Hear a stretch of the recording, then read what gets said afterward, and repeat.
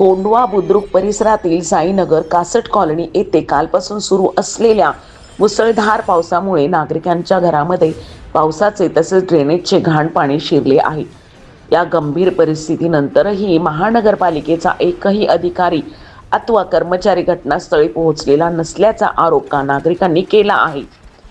घरामध्ये साचलेल्या घाण पाण्यामुळे नागरिकांचे मोठे नुकसान झाले असून अनेक कुटुंबाचा संसार उघड्यावर आला आहे।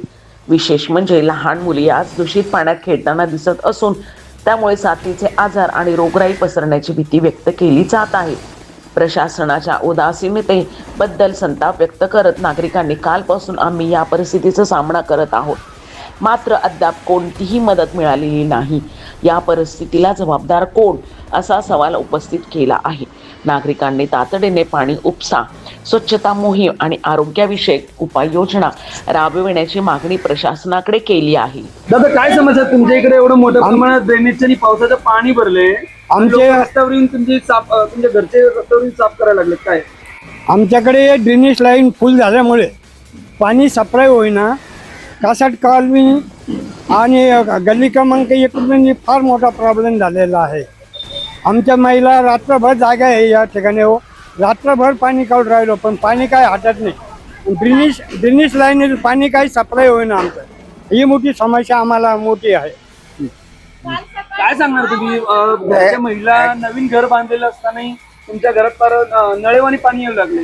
ऍक्च्युली प्रॉब्लेम असा आहे की सिमेंट कॉन्क्रीटचे जर रोड केले गेले तर रोड वरती गेले आणि आमची घरं पूर्णपणे खाली गेली। तर उकरून सिमेंट कॉन्क्रीटचे जर रोड झाले असते तर ही समस्या झाली नसते आम्हाला। आता 2 दिवसापासून आमच्या सर्व महिला घरातनं पूर्ण पाणी बाहेर काढतायत। रात्रभर कोणालाही झोप नाही आमच्या पूर्ण चाळीमध्ये, या पण आणि पाठीमागच्या पण, या सगळीकडे ही फुल समस्या आहे। किती फूट पाणी आलं होतं तुमच्या? साधारणतः 1 ते 1.5 फूट पाणी होतं। आता पाऊस कमी झाल्यामुळे जरा कमी झाले। आल्यानंतर कुठलं प्रशासनाचा माणूस आलता का? नाही, कोणी नाही आलं आमच्याकडं, कोणी नाही आलं। कोणी आलेलं नाहीये, कोणी आमच्याकडे कोणीही बघायला येत नाहीये, कोणी सुद्धा नाही। काही कंप्लेंट केली होती का? हो, कंप्लेंट केली होती कॉर्पोरेशन। अधिकाऱ्याला, नगरसेवकाला जाऊन भेटलाय का? नाही, कोणाला भेटलो नाही आम्ही। मागच्या वर्षी भेटलो होतो, ह्या वर्षी कोणाला नाही त्यांनी भेटलो। काय आश्वासनं दिली होती का तुम्हाला? नाही, काही नाही। दरवर्षी हेच प्रॉब्लेम आहे, आजच नाही, दरवर्षी। आणि हे कायमचं चालूच राहणार आहे। हे पाणी आमच्या घरात आणि चेंबर पण आमचे फुल होत आहेत।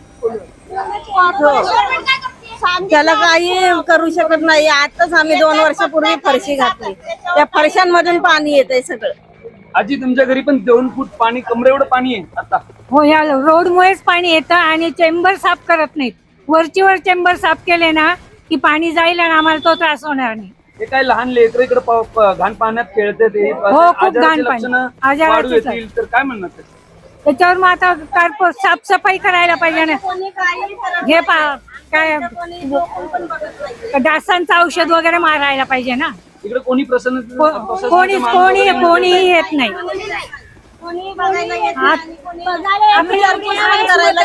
मतदान असतं त्यावेळेस येऊन जातात, पण नंतर कोणी 5 वर्षात कोणी येत नाही। आणि ही अवस्था दर पावसाळ्यात आहे। दर पावसात एकदाही कोणी आलेले नाही। आम्ही नवीन नुकतंच घर बांधलेले, फरशांमध्ये पाणी आहे, टाकी पूर्ण पाणी, गटाराचं पाणी। मग तुम्ही कसं मांडता एवढं अख्खं पाणी घरात? आम्ही पर्याय नाही, आम्हाला पर्याय नाही, नुसतं काढत बसायचं। लहान लेकरं घाण पाण्यात खेळतात, झोपायचं बसायचं? झोपतच नाही आम्ही रात्रभर, इथं कोणी थांबलाय म्हणून काय पाणी कमी झालं असं वाटतं? असं वाटत नाही। आता बघ, आम्ही बाहेर आलो तर आतमध्ये घरात पाणी शिरतंय। पाण्याचा फ्लो तसाच आहे, कुठून येतंय पाणी ते माहिती नाही। मोटर 24 तास चालवावी लागते। घरातलं पाणी जे आहे आम्हाला बाहेर काढण्यासाठी कंटिन्यू आम्हाला मोटर चालवावी लागते, पाण्याची मोटर।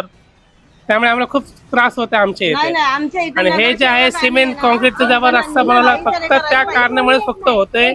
आणि जे ड्रेनेज तुंबलेलं आहे त्याची साफसफाई झाली आणि ते चांगलं झालं तर बरं होईल, एवढंच फक्त मी विनंती करतो।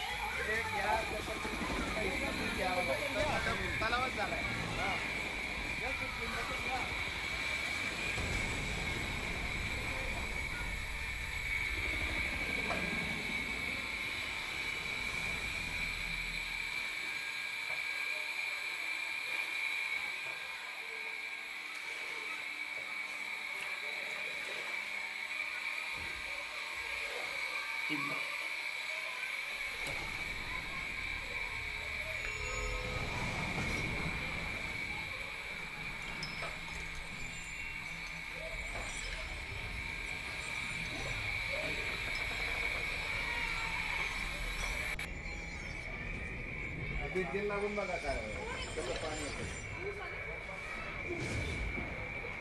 पलीकडचं बघा पाणी कसं येते.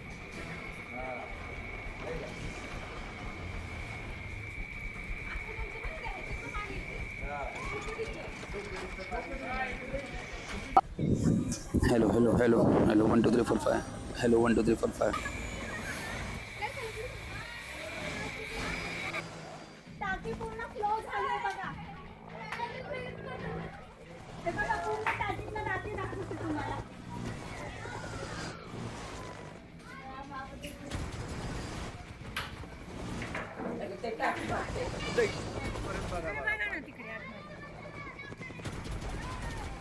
इकडनं पाणी